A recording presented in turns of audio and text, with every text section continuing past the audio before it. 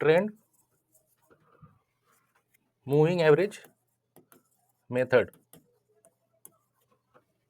इसमें पहला जो होगा बेटा स्टेप, पहले हम लोग क्या फाइंड आउट करेंगे, ट्रेंड। पहले हम लोग क्या फाइंड आउट करेंगे, trend values using moving average, ठीक है।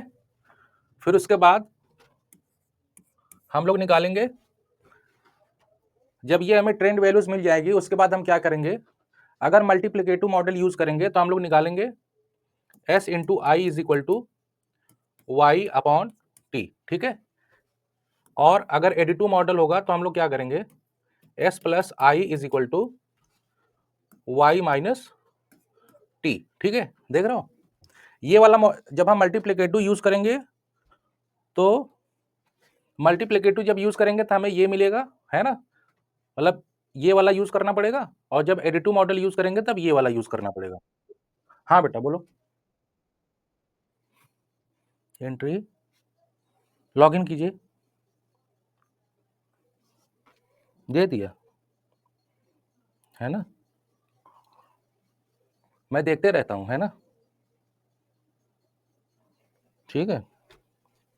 तो ये समझ समझ में आ रहा है ये। पहले ट्रेंड फाइंड आउट करेंगे डेटा में से, उसके बाद देखो ये क्या है, मल्टीप्लिकेशन वाला है, तो मल्टीप्लिकेशन में सीजनल और इरेगुलरिटीज आपकी निकलेगी, उनका एवरेज ले लोगे तो इरेगुलरिटीज खत्म हो जाएगी, तो केवल सीजनल बचेगा ना। अब अगर आप एडिटिव मॉडल ले रहे हो तो एक्चुअल वैल्यू में से ट्रेंड हटा दो, तो केवल सीजनल और इरेगुलरिटीज बचेगी, है ना। फिर उनका एवरेज ले लेंगे तो हमें क्या मिलेगा, केवल सीजनल वाला मिलेगा। समझ रहे हो कि नहीं, बताइए ना बेटा। अब जैसे देखो ये जो मिलेगा तुम्हें, हर एक क्वार्टर के लिए तुमको निकालना पड़ेगा क्यू आई एस आई, हर एक क्वार्टर के लिए निकालना पड़ेगा, ठीक है। एवरेज निकालना पड़ेगा फॉर आई इक्वल टू 1 से n, ठीक है। तो एक तुम क्या करोगे, पूरा ओवरऑल एवरेज निकालोगे एस आई का। तो चलो मैं मान लेता हूं कि वो तुम्हारा एस स्टार होगा समेशन एस आई अपॉन 4, ठीक है। अब इसमें एक चीज आती है कि अगर ये तुम्हारा बेटा मान लीजिए कि ये जो वैल्यू है ना, ये जो वैल्यू है, अगर ये मान लो 4 नहीं आ रही है ना, तो जब 4 नहीं आ रही, जितनी भी आ रही है तो क्या करेंगे, इसी के अपोजिट से, ये जितनी आ रही है ना, ये जितनी आ रही होगी इसी का इनवर्स ले लेंगे, ठीक है। इसी के इनवर्स से सभी में मल्टीप्लाई कर देंगे ना बेटा, समझ लो कि नहीं। उसको कहते हैं नॉर्मलाइजेशन, ताकि वो तुम्हारा क्या हो जाए, सब एड अप होकर के एक आ जाए, है ना।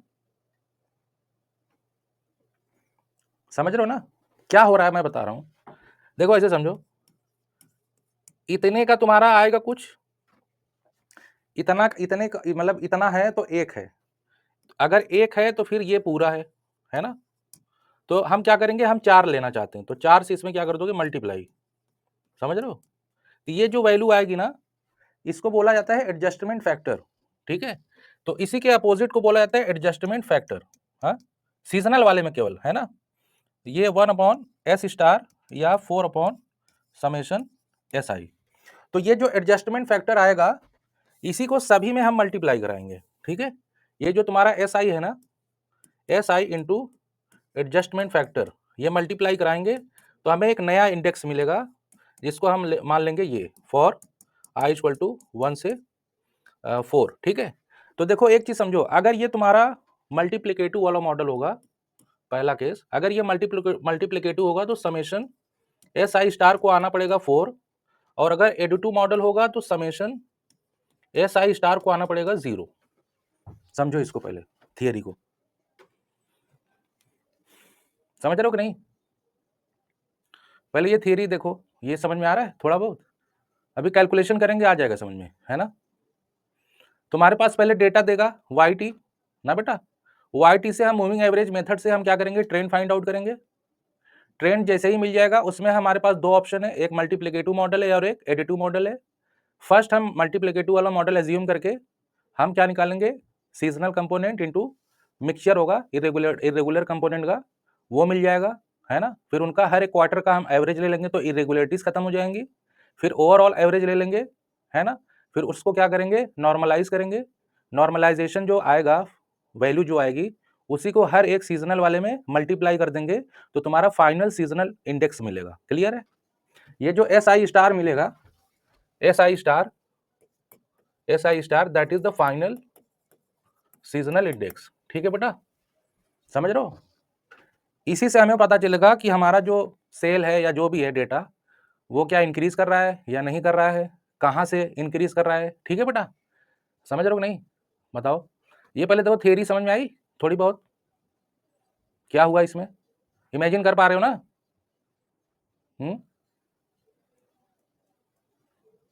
चलो अब एग्जाम्पल से कर देते हैं, समझ में आएगा, है ना? इसको मिटाते हैं। हाँ हाँ बोलो, हाँ बोलो, सुना। हाँ तो 12, हाँ 12 ले लेंगे, है ना? देखो 12 वाला इसलिए नहीं ले रहे हैं क्योंकि इसमें आएगा नहीं पूरा, है ना?